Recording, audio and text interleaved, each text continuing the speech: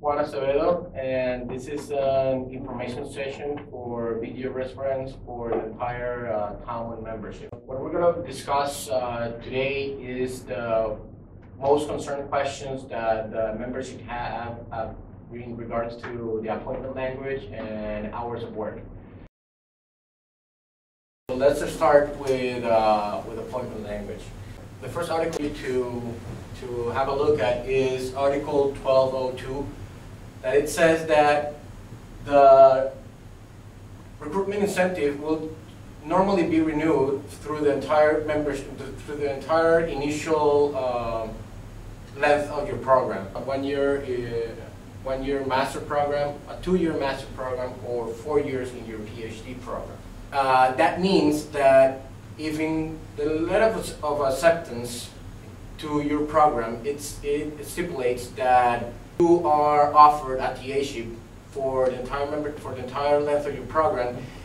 The university must renew your TA each term under normal circumstances. Extenuating circumstances is if there is a budget deficit or if there is a major change in your academic program.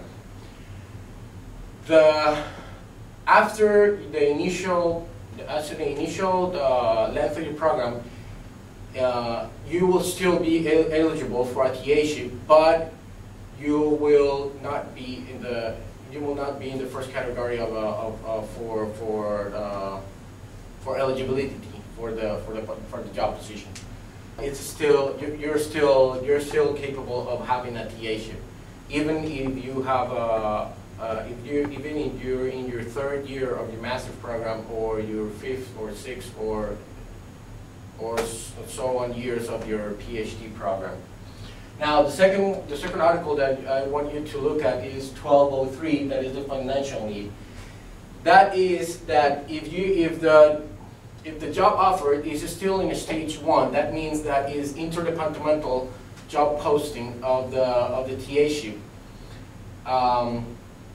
If 2 or more grad students have the same academic qualifications and work experience qualifications for a particular TA position, the department has to evaluate the grad students based on financial need. That means that whoever present a most critical financial need for that TA position, that is between 2 or more TAs with the same qualifications, then that particular person will have that job posting. The third article that I want you to look at is the 1205 interdisciplinary program. That means that if you are offered a TA position, while you are in an interdisciplinary program, the position available for you has to be discussed between yourself, the supervisor, and the academic chair of your program. The fourth article that I want you to look at is 1209. That is job posting. That means stage 2 of the TA availability. If the department doesn't find any grad student capable of performing the teaching assistantship as they see fit, they have to post it around campus worldwide, and they have to send a copy to the union, so the union can post it on the website and forward it to the membership. That the grad students that are in that department are eligible for that TA-ship, but also other grad students from other departments. For example, engineer students with a strong mathematical background can have at this moment can apply for a TA posted from the mathematical department. Or a medicine student or nursing or the pharmacy student can apply for a TA from the biochem department or from the biology department. That are just examples. Just to be clear, in this stage 2, the grad students that are outside the department can apply for that TA position, but the students inside the department can still apply for that TA position if they didn't in the first stage of the job post. The next article that I want you to look at is how the screening is going to go if at this stage there are more than one grad student capable of performing that teaching assistantship. If two grad students have the same qualifications for that teaching assistantship, the first category that the department is going to look at is the financial need. And if they both present the same financial need or similar financial need, they will go to the second category, that is grad students who has no previous who hasn't previously held an assistantship. That means that a student who hasn't been a TA for the length of his program and he has demonstrated the same financial need as the other grad students, then he will get that assistantship. Okay, next article is the decline in the offers of appointment. If you have if your agenda is full of academic duties and you cannot perform your TA duties for that particular term, you can decline that offer. You can decline the teaching assistantship offered to you. That doesn't mean that you will not be eligible to apply for a TA position, or they can give you a TA position in the next term. Okay? You can decline in a particular term the TA position, and then the next term or 2 terms or 3 terms after that, you can reapply for a TA position without repercussions. Next article that I want you to look at is the duties and responsibilities, and this is one of the main articles in the collective agreement. You have to be sure that in the letter of appointment, or when you have your first meeting with your TA supervisor, that your duties and responsibilities doesn't involve non-academic duties. That means that your TA responsibilities must be academic related. If you're a TA for a particular supervisor or for a particular professor, that professor can give you academic responsibilities like grading, like invigilation duties, like lab supervision, like tutorial assignments, like tutorial leadership, but he cannot give you the order to babysit, house babysitting, laundry duties, pet appointments and stuff like that, right? It's not in your job description to do those kind of responsibilities, right? If you do it as a favor to your supervisor, depending on your relationship with your professional relationship with your supervisor, then go ahead. But he must ask, that has to be done as a favor, and that will be outside the teaching assistantship. Okay? Just to be clear about it. The hours of work and work assignment. The first article is 1203, that is the graduate assistant duties. This must be academic related only. Why do I make a strong argument of this article? Because it has happened before. Before the TAUMUN certification,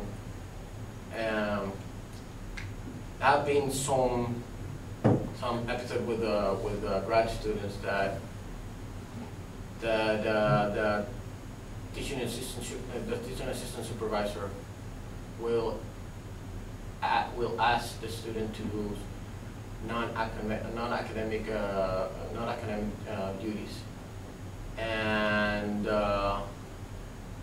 because that TA didn't have those TAs didn't have a collective agreement in place, they were too afraid to say no. Now because all you members have a collective agreement, you can now say no to those responsibilities. You can say to the supervisor, no, my TA responsibilities only relates to academic duties, nothing else. So please be very careful when you have your first meeting with your supervisor and he's outlining you what your responsibilities are for the duration of your contract. Now, that gives me lead to next article, that is 1304, that is the meeting with the supervisor. After when you receive your letter of when you receive your appointments letter, you have, or the supervisor has 15 days to have a first meeting with the graduate assistant. It is mandatory that in those 15 days, the supervisor gives you what is your graduate assistantship duties and responsibilities for the duration of your contract. That means for the duration that is stipulated in the letter of appointment. That meeting also, in that meeting, you will also negotiate how many hours of work are you going to do you need to fulfill all your responsibilities. Even though in the appointments letter it says initially how many hours is assigned to you.